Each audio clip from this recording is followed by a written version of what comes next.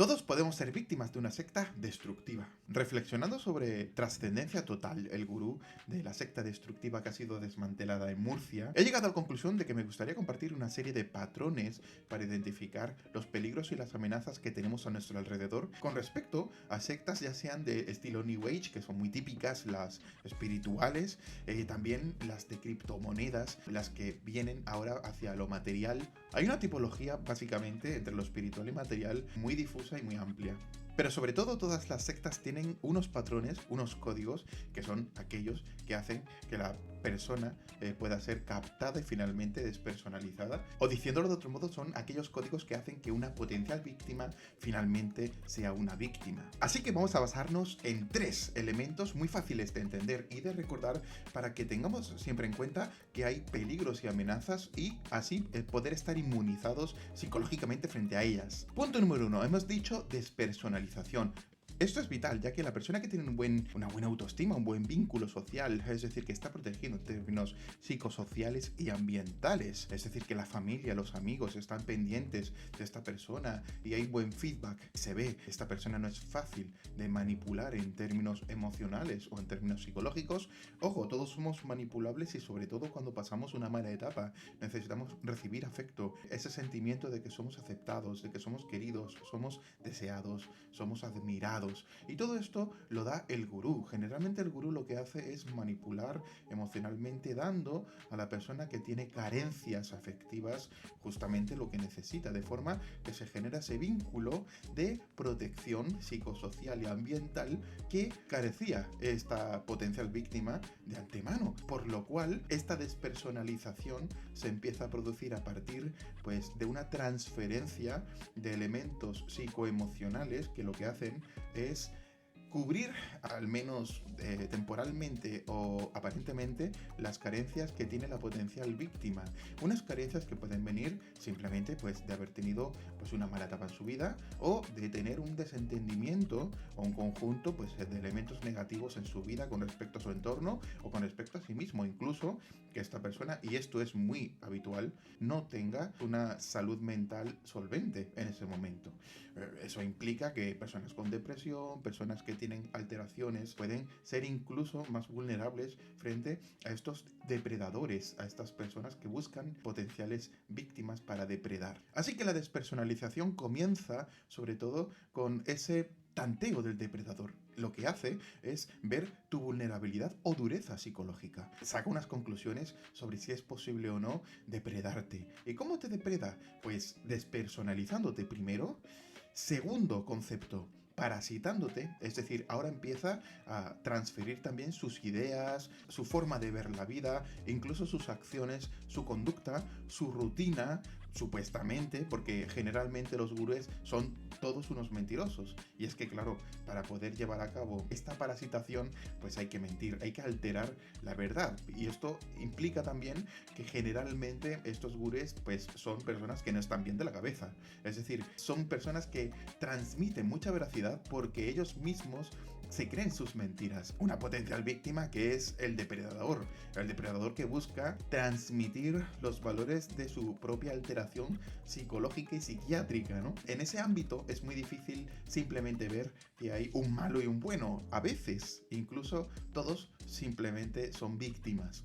Pero claro, esto no elimina el peligro y la amenaza, así que tenemos que saber que esa parasitación empieza siendo emocional, como he dicho, ¿no? Alterando esa percepción psicoemocional de la realidad, haciendo que tú te sientas cubierto en términos de carencia, con todo aquello de sentirte aceptado por una comunidad, sentirte querido por una comunidad, tú eres una persona muy valiosa, tú eres muy importante, en ocasiones se transmite ciertos mitos religiosos, como por ejemplo, la diosa Shiva está con nosotros, está contigo, tú aspiras a ser una de mis damiselas, una de mis musas, es decir, se infla también el ego como una forma de transferir esta depredación parasitaria, ¿no? Pero sobre todo, y esto es muy interesante, esa parasitación no simplemente se efectúa en términos psicoemocionales, también en términos cognitivos e intelectuales, es decir, que ya se empieza a implantar, como si fuéramos al nido, ¿no? A meter nuestro propio huevo,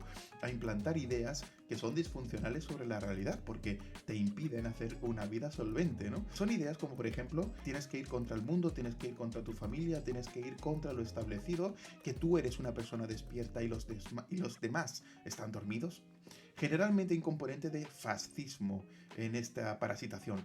En la despersonalización que se está produciendo paralelamente a esta parasitación, se requiere que los pocos vínculos o los pobres vínculos o los vínculos que los demás tienen con la víctima se rompan del todo. La víctima finalmente se aísle de su propia comunidad de origen, ¿no?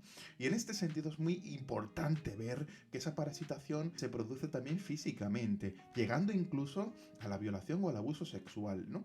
Pero más allá también de lo físico, también se produce financieramente. Parece que es a voluntad de la víctima, pero la víctima ha sido influenciada, coercionada o coaccionada para transmitir también su capital financiero al gurú de turno o a la fundación de turno. Por tanto, esta parasitación se produce en términos psicoemocionales, cognitivos intelectuales y en términos también financieros, así como en términos ambientales. Y cuando ya se produce una despersonalización exitosa y una parasitación exitosa, se produce ya la vampirización.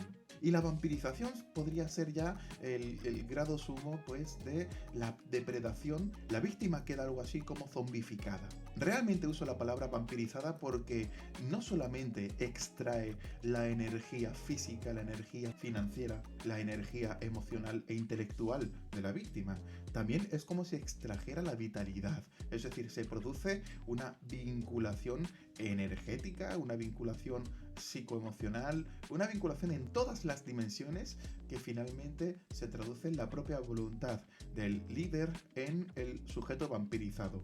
La anulación de la individualidad se produce cuando la despersonalización y la parasitación ya han surtido efecto y han llevado al nivel mayor posible, es decir, a la vampirización de todo lo que es el ser, y el ser ya es una especie de cáscara de persona, de individualidad que está parasitada en grado sumo por el líder, de tal forma que ya carece de la propia voluntad individual y el líder transfiere todo lo que desea. La vampirización es algo muy triste porque además tiene unas secuelas psicológicas terribles y suelen confundir realidad con fantasía.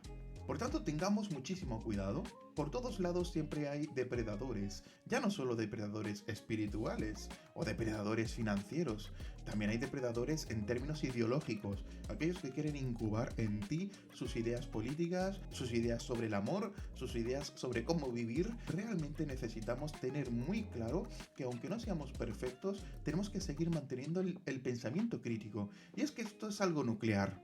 El pensamiento crítico es lo que se anula en la despersonalización y lo que se extrae en la vampirización. Cuando tú te das cuenta de que hay alguien en tu entorno que está intentando que tú cambies de forma de pensar, incluso que cambies de forma de ser, debes tener cuidado, debes preguntarte qué es lo que está pasando. Yo acudiría a un profesional. Hay que entender bien que el pensamiento crítico es algo muy valioso que tenemos que preservar y que no siempre está afinado en armonía pues con lo que nosotros necesitamos en nuestra vida. La vida es una maduración constante en la que aprendemos a amar, a relacionarnos con los demás, a aceptar las cosas de la vida y aprender a seguir adelante para buscar nuestra propia felicidad.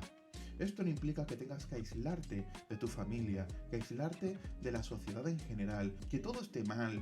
Las sectas parten de problemas y soluciones, y la secta tiene todas las soluciones cuando los problemas vienen del exterior. Para que una secta funcione, básicamente se dicotomiza la realidad. Lo malo está ahí fuera y lo bueno está aquí dentro, en nosotros. Nosotros somos la solución y el problema está ahí fuera. Por tanto, cuando nos demos cuenta de que se está dicotomizando la realidad para que nosotros rechacemos lo externo, es decir, las influencias que impedirían que se produjera esa despersonalización, esa parasitación y esa vampirización, y que aceptemos que realmente debemos aislarnos del entorno, que es un problema, para finalmente aceptar, digamos, las soluciones, las recetas del gurú, que en el fondo es un depredador, con su propia comunidad, que puede ser propia víctima o que puede trabajar con él para captar y para seguir depredando, cuando entendamos que esa dicotomización nos lleva a aislarnos y que la ausencia de pensamiento crítico es algo que se requiere para aceptar esa salvación o esa solución que está dentro de esta comunidad, huid. Es decir, Cuando algo intenta eludir vuestro pensamiento crítico y cuando algo intenta reducir la vida a una dicotomía entre malo o bueno o problema y solución, y ellos piensan que son la solución y que el problema es todo aquello que no son ellos, aquello que precisamente lo que hace es generar esos vínculos psicosociales que todos necesitamos para tener una vida plenamente funcional y poder buscar nuestra felicidad en todos los ámbitos vitales, ¿no? Cuando suceda eso, ojo, huid de ahí.